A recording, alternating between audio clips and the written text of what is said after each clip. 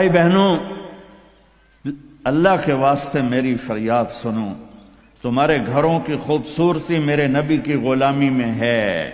یہ ڈبل جابیں چھوڑو، یہ بڑے بڑے گھروں کی دوڑ چھوڑو، بڑی بڑی گاڑیوں کی دوڑ چھوڑو، اپنے گھروں کو بچاؤ اللہ کے واسطے، چونکہ یہاں کی نسل خطرے میں ہے۔ پاکستان میں کوئی برے سے برا بچہ بھی ہوگا تو ایتھیسٹ نہیں بنے گا، اسلام نہیں چھوڑے گا، یہاں اسلام چھوڑ دیتے ہیں۔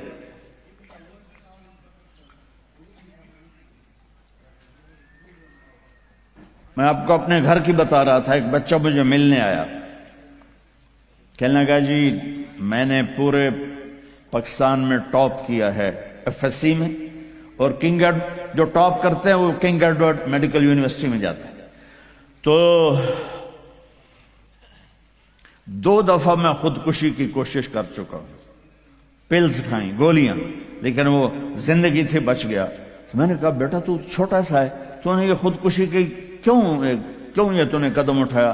کہا جی میرے امی اور ابو اتنا لڑتے ہیں کہ ڈسہارٹڈ ہو کر میں 2 دفعہ خودکشی کی کوشش کر چکا۔ ماں اور باپ کی لڑائی نے اتنے بریلینٹ قابل بچے کو مرنے پر مجبور کر دیا۔ کوئی بھوک نہیں تھی، سوکھے تھے، اچھے خوشحال گھرانہ تھا، لیکن خامد بھی بد زبان، بیوی بھی بد زبان، تو بچے خودکشی پہ آ گئے۔ بھائیو، اگر آپ اپنے آپ کو خوبصورت بنانا چاہتے ہو، دیکھو میں ہاتھ جوڑتا ہوں، سب دیکھو، اس زبان پہ قابو پالو۔ یہ زبان خوبصورت ہو گئی، دل جڑ جائیں۔ بہ گئی امام فتوی نہ ٹھوک دو۔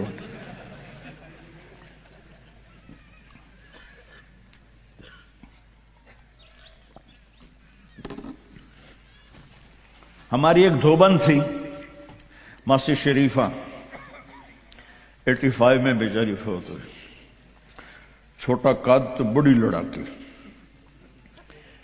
تو وہ ایک دن آئی میری بہن کے پاس، کہنے کہ بی بی اے میری نوواں بڑیاں لڑدیاں میرے نال، 4 بیٹے تھے 4 بہن، تو میں نے کوئی تویز دے، چاروں میری نوکر بن جاؤں۔ میری بہن کو تو پتا تھا کہ لڑدی تھا آپ ہے، تو اس نے نا اسے کاغذ پر کچھ لکھا کے نا یوں کر کے نا اسے تعویذ کو رول کر کے، کماسی شریفہ اے تعویذ ہے بڑا سانپ کے رکھڑ آنا، جب تیری لڑائی ہونے لگے تو نے یہ تعویذ ایتھے رکھ کے چک مار دینا ہے۔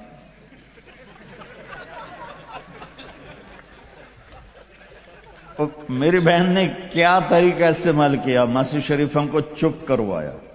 اب تعویذوں کا بڑا مانتے ہیں ہمارے دیہاتوں میں، تو وہ ہفتے بعد آ گئی، کہنے کہ بی بی تو تو بڑا چنگا تعویذ دیتا ہے، میری تو ساری لڑائی ختم ہو گئی، کیونکہ ماسی شریفہ چپ ہو گئی۔